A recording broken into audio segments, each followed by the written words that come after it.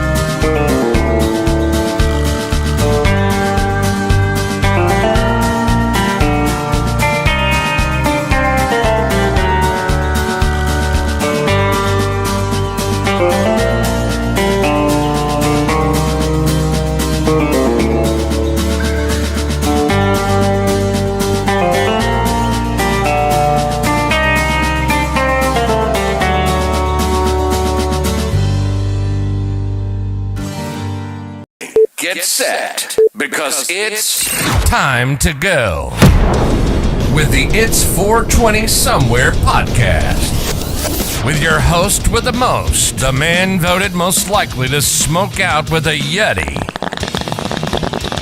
Mr. Brian Brown. Mr. Brian Brown. Now sit back and relax, because it's time to go live across the world. Because it's 420 Somewhere.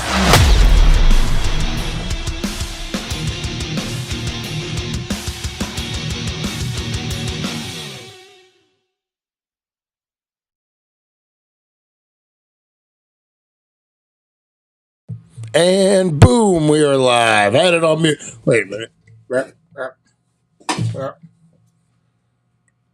I'm all out of whack here, guys. I'm all out of whack here. Wait a minute. Yeah, there we go. There we go.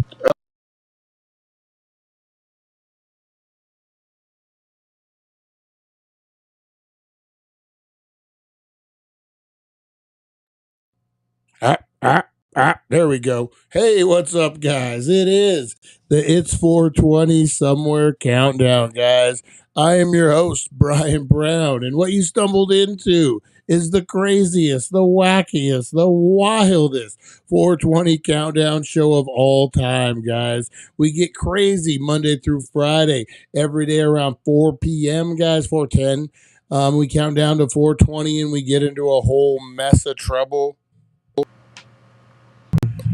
There we go. A whole mess of trouble in the meantime, guys. That's That's right. We mess with microphones. No, we do movie Mondays. We do paranormal Tuesday. We do true crime Thursday, weed Wednesday, and baked and unboxed on Friday, guys. And we got a great one in store for you today. I'm all turned around with this microphone thing here. Let me get into this. Oh my goodness gracious. Oh my goodness gracious, guys.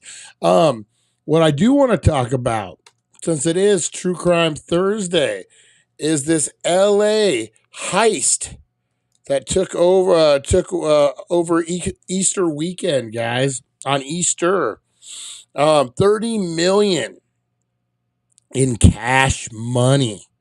That's right, guys. In one of LA's largest cash heists, thieves, I'm going to call them heisters, steal as much as 30 million in one elaborate operation. This is like some Goodfellas shit.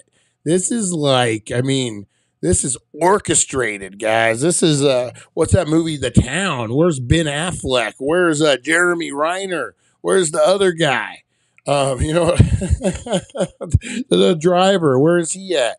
Man, an FBI spokeswoman confirmed Wednesday night that the agency and the Los Angeles Police Department are investigating the theft. In one of the largest cash heists in LA history, thieves made off with as much as 30 million in an Easter Sunday burglary at the San Fernando Valley Money Storage Facility in LA. All right, a lot of questions, man. They got an inside guy, right? The inside guy had to let them know that there was going to be that much cash. This is like a movie.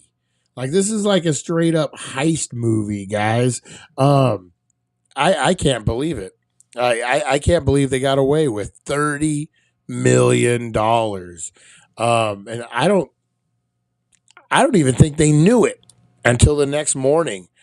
The thieves were able to breach the building as well as the safe as where the money was stored. Law enforcement said the burglary was among the largest in the history of the city when it comes to cash. They have not commented.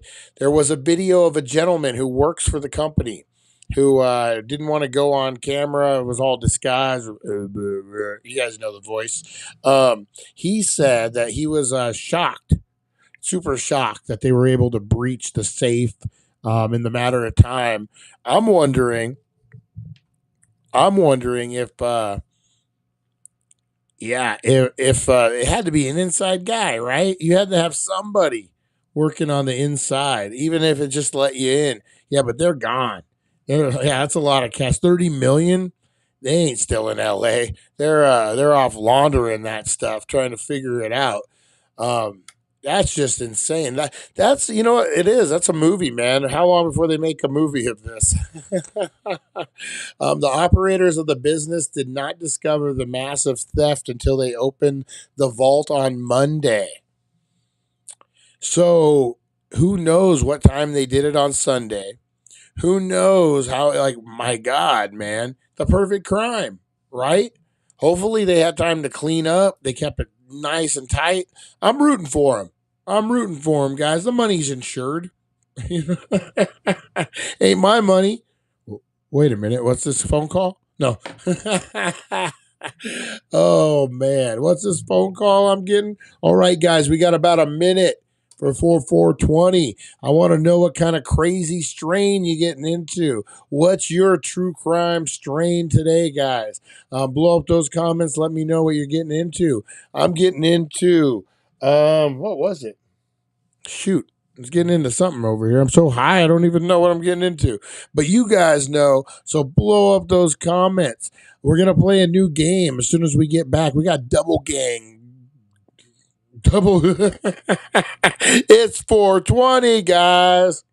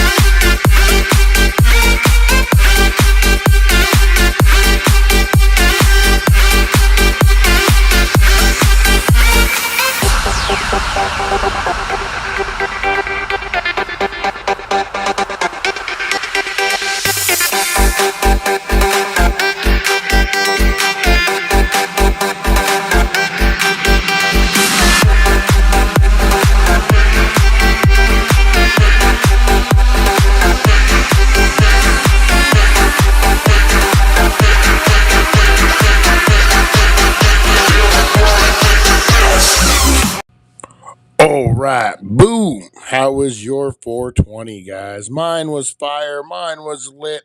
We're going to get into the strain review just in one moment, guys. But we're going to start playing a new game in the live chat, guys. So I'm going to start. It's like a musical chairs. I'm going to light a joint in the live chat. I'm going to pass it to one person. You guys pass it among each other. I'm going to stop the show randomly and say joint, and whoever's holding the joint gets eliminated, much like musical chairs. And whoever's the last one holding the joint is going to get some massive props and a bunch of stuff, guy. We'll figure it out. It's the first time. It's the first time. Let's figure it out. So let's get into this, guys. I'm going to pop open the chat here. So the Dank one, the Dank lights up a fat blunt. Nope, that's not how you spell blunt. And passes it to Teresa Deller. All right, Teresa Deller, you now have the blunt. You have to pass it around. And it's going to be random. It's going to be a little spread out. So pass it around amongst each other. Whoever ends up with the joint gets eliminated. And the last one holding the joint wins the whole damn thing. My buddy has a bunch of CBGA flour he's going to give me. And, nice. Some CBD flour. Some nice. All right, guys, let's get into this real quick. Our girl Aurora Hayes is in the house, and she's gonna hit us up with the top strains for true crime enthusiasts, guys. All right, let's get into this. In the dimly lit corners of the world, where truth often blurs with fiction, there exists a tale of the Green Phantom, a specter said to leave behind a peculiar earthy scent and a sense of calm in its wake. Imagine, if you will, a figure, shrouded in mystery, drifting through moonlit streets, leaving not a trace but a lingering aroma, a scent that whispers of forest floors and fresh rain.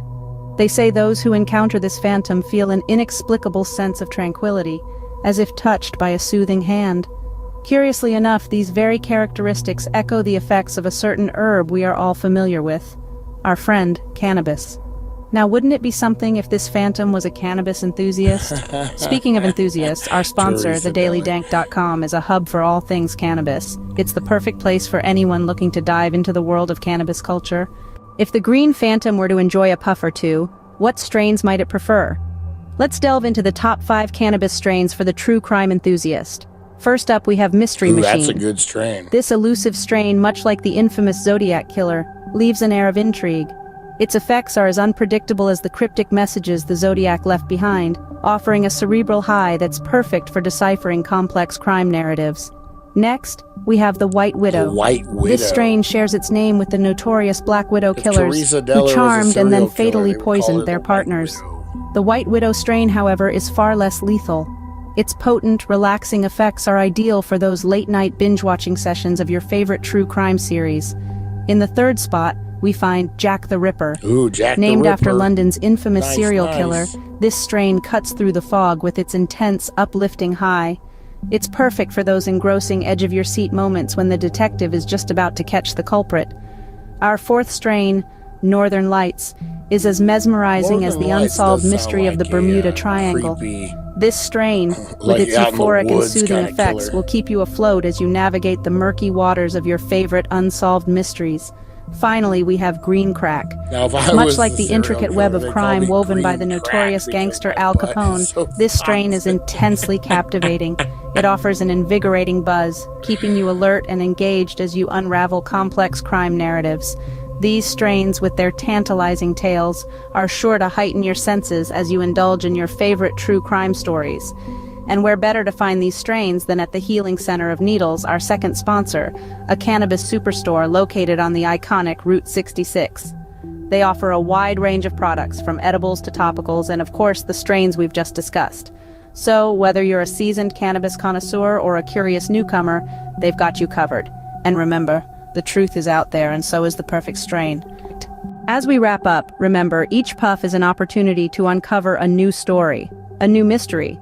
Dive into the world of true crime with a different lens, Chantel, one that's a bit Candyland, hazy but nice. full of intrigue. Each strain of cannabis, like each crime story, holds its own unique allure, its own distinct flavor of mystery.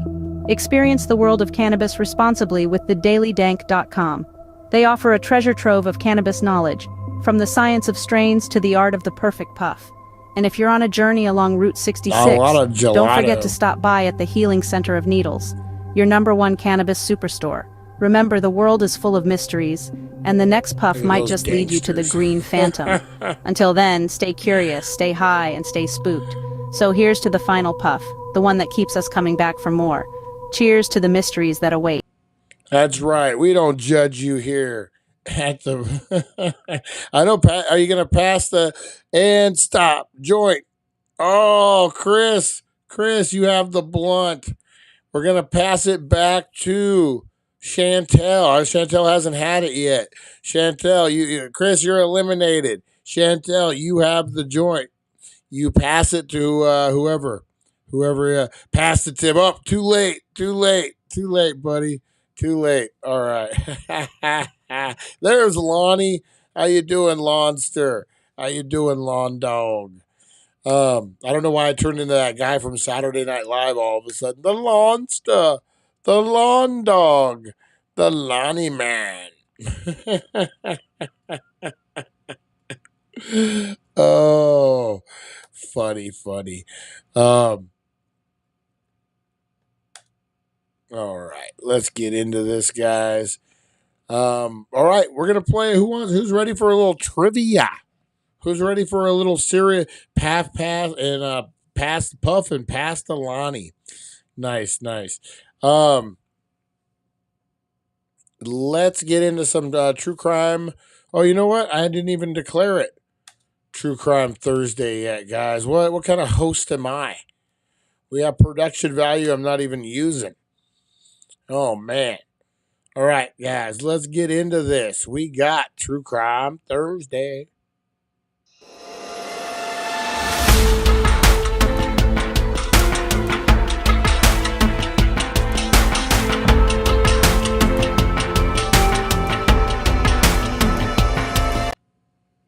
All right, guys, it is True Crime Thursday. I'm trying to figure out my controls here.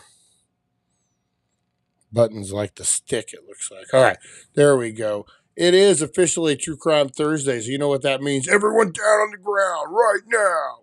No. Who's been in a situation like that before? Oh, man, I know. Those aren't fun. Those aren't fun at all. Those aren't fun at all. A couple times I've been, one time at a gas station, freaking cop pulls out a shotgun and he's on the ground right now. And he's like, realize I'm just on the payphone. He's like, get out of here. Sorry, neighbors showed up. Guys needs the help. I'll get back. All right, Teresa Deller, no problem. All right, let's get into this, guys. A little True Crime Thursday. Welcome, folks. Oh, Aurora Hayes getting into here, it. with a tale that might make you check your locks twice tonight. Picture this. It's the swingin' 60s in sunny California, but there's a chill in the air. A mysterious figure is on the loose, baffling the best minds in the business. Our villain, the Zodiac Killer. This guy is not your run-of-the-mill bad guy. No siree, he's got a flair for the dramatic. He's out there sending cryptic messages to the police like he's challenging them to the world's scariest game of... Supernova Mike.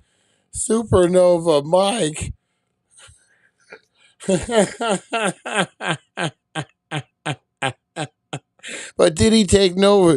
Did he take no for an answer?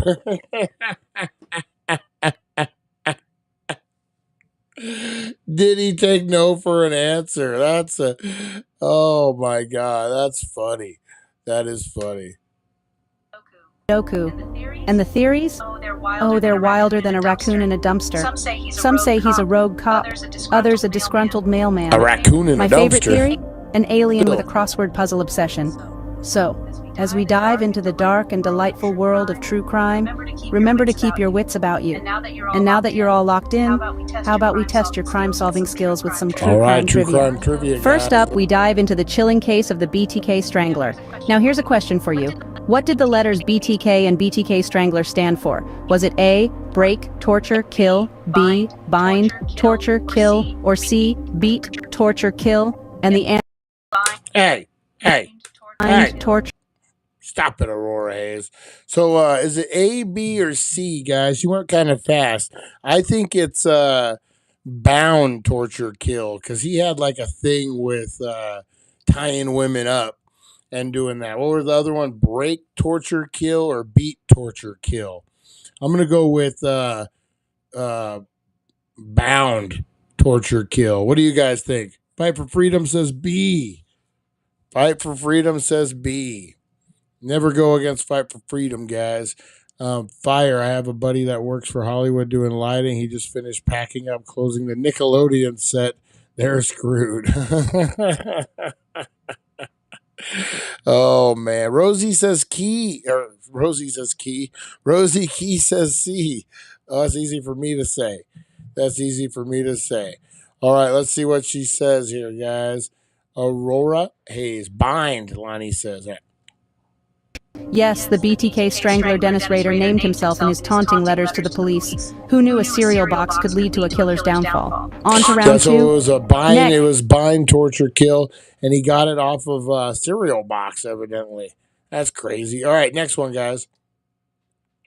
Next, we delve into one of Hollywood's most gruesome unsolved murders. Who was the Black Dahlia's real name? Was it A, Elizabeth Short, B, Mary Jane Kelly, or C, Martha Tabram? Was it A, B, or C, guys? Elizabeth Short, Martha O'Malley? Is that what they said? Or oh, bind. Sadly, it's bind. Yep. It's Elizabeth Short. That's we remember this was like one of the very first True Crime Thursdays we covered, guys. You know what? We might have to throw that back. Yeah. Do you guys realize we're over 500 episodes of this 420 show right now? We're gonna do the big 500th episode next Wednesday, even though we're kind of over. We're gonna do the 500th show celebration next Wednesday, guys, and then we're also gonna do a Nosferatu screening next week as well, live on the channel. Watch along, smoke along, get along, doggy. You guys know. So that should be fun. But yeah, 500 episodes. And the Black Dahlia was one of the first ones we ever did. Holy moly, man. I'm old. 500 episodes. Dang. But Elizabeth Short, right? Give it a moment. The correct answer is A, Elizabeth Short. She was an aspiring actress whose life was cut short in a chilling way. The Black Dahlia case remains a haunting mystery. Ready for round 3? We've come to our final round and it's a big one, the Golden State Killer. Here's your question. Under which pseudonym was this criminal initially known? Was it A, the East Area Rapist, B, the Night Stalker, or C, the Visalia Ransacker? Let's pause. I want to say B, the Night Stalker. All right, stop. Joint. Who has the blunt? Who has the blunt right now, guys? Who has the blunt? Is it Lonnie still? Did Lonnie not pass it? Did Lonnie not pass the blunt? Tim. Oh, Tim, he might have bounced out. Tim, you're done. Sorry, buddy. You didn't hit the blunt, rookie. All right, we pass it back to Chantel. All right, Chantel, you got the blunt. Let's do this thing. For a moment. And the answer is A, the East Area Rapist. This case baffled investigators for decades until modern DNA techniques finally identified the culprit. From unknown menace to caught perpetrator, the Golden State Killer case proves that sometimes justice is a marathon, not a sprint. Well, there you have it, folks. A taste of the journey to come through the dark alleys of true crime. Did Aurora Hayes just have an Australian accent for a minute? I think Aurora Hayes just had an Australian accent. into the sinister minds of the BTK Strangler, sinister unraveled mind. the enigmatic Black Dahlia case, and unmasked the chilling identity of the Golden State Killer. Not your typical evening stroll, but then again, we're not your typical crowd, She are must we? be really high. Each round of this trivia has been a testament to the power of deduction, a testament to the tenacity of those who seek justice. It's a grim world out there, but remember, knowledge is power. Even the darkest tales can teach us something, and that's exactly what we aim to do here. So, what's the takeaway from our little trip down Murder Lane? It's simple. Keep your wits about you, your curiosity piqued, and your spirit unbroken. Remember, the world is full of mysteries, and who knows, you might be the next great detective to solve one. Ooh. So let's get into the next round. So let's stay curious, stay vigilant, and most importantly, stay safe for these next rounds of questions. All right, next rounds of questioning. Hold on, folks. We're not done just yet. Welcome to the bonus round. Let's dive into the twisted world of Charles Manson. Here's your question. What was the primary objective of the infamous Manson family? Was it a revolution, a cult, or a crime spree? Tick-tock, the clock is ticking. Got your answer? Well, All right. This one's a little different because they were a cult, but they were trying to start a revolution. I'm going to stick with cult. I love you all so much. No Diddy. So I'm going to say cult, even though they were trying to start a revolution. Or were they trying to be a part of the revolution? I don't remember. were indeed a cult, led by the manipulative charisma of Charles Manson himself, orchestrating a series of notorious crimes in the late 60s, a chilling reminder of the power of persuasion. Now that's a wrap for our bonus round. On to the next one. All right, folks, fasten your seatbelts as we delve into the macabre world of Ed Gein next. Here's your question. What infamous horror movie characters were inspired by the gruesome acts of Ed Gein? Was it Hannibal Lecter, Norman Bates, or both? Rosie Key. Your time starts now. Got your answer? You're right if you said both. Gein's horrifying acts of grave robbing and murder were the inspiration behind these iconic characters, a real-life horror story that's etched itself into our pop culture. So, are you ready? And stop. Who has the joint? Who has the joint? Oh, Lonnie. Lonnie has the joint. Helter Skelter, the race war. Lonnie got caught up talking Charles Manson and got caught with the joint. Lonnie got caught with the joint. All right. Rosie Key, you hit it again and pass it. So who's left? Who's left in here? Is it just Chantel and Rosie Key? Is that who we got left? Oh, man. All right. So I guess you guys just pass it back and forth to one another. Ready for the next round? Let's keep the chills coming. All right, let's switch gears and delve into the dark charm of Ted Bundy now. Your question is, what made Ted Bundy so different from other notorious killers? Was it his boy next door charm, his intelligence, or both? Your time starts now. Got your answer? All right, so what made Ted Bundy? Oh, Supernova Mike. No one, oh man, you guys are all Bogarting. No one's even passing it to Supernova Mike. So what it is, Supernova, we pass it around and it's like musical chairs. Whoever gets stuck with the joint gets eliminated. And the last one standing. Just nodding in the back. Oh, man. Yeah, don't forget. So you got Supernova Mike, Chantel, and Rosie Key. All right, guys. So what made Ted Bundy stand out? It was his boyish good looks, right? He was a good-looking cat. Made him stand out. I was just listening. Who was it? It was on the Joe Rogan's that a comedian was in there, and his mom went on a date with Ted Bundy, but got weird vibes and had her brother come and get her. It was a first date. Like they had just met at the laundromat or something.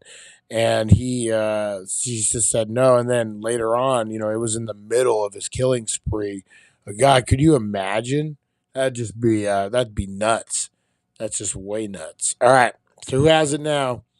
Who has it now? All right. Supernova. Nice. I took a nostril hit. Who wants to hit it next? You said both. Bundy's deceptive facade of charm and intelligence allowed him to lead a horrifying double life. His shocking trial, where he represented himself, further cemented his notorious status. A chilling reminder that monsters can often hide in plain sight. Brace yourselves, folks, we're heading into the final round. Now, we dive into the high-profile and controversial case of O.J. Simpson. Your question is, what was the verdict of the infamous O.J. Simpson trial? Was Aurora. All right, guys. So this is the $1,000,000 question. All right, stop. Who has the joint? Who has the joint? Is it still Nova Mike? Because no one wants it. Big hit. Another ghosting and passing it to Chantel. Oh, I'm gonna have to get. I said it before your message came up, Chantel. Oh, I said it before your message came up. All right, so we're just between. We just Supernova and Rosie Key. All right, guys. guilty or not guilty of the charges? Your time starts now. Got your answer? If you said not guilty, you're correct. He was not guilty. Despite the We media all frenzy and know. public uproar, Simpson was acquitted of all charges, shocking the world. This case remains one of the most notorious legal events in recent history, a case that shook the world and continues to spark debates. That's all for today's trivia, folks. Stay tuned for more chilling crime stories and quizzes. All right, guys. So that was our trivia. We didn't do too bad. What is it? The O.J. Simpson. That was a weird one. Ladies first. Yeah, three of us are having our own session. They're like, screw you guys and your magical blunt over there. Oh, man.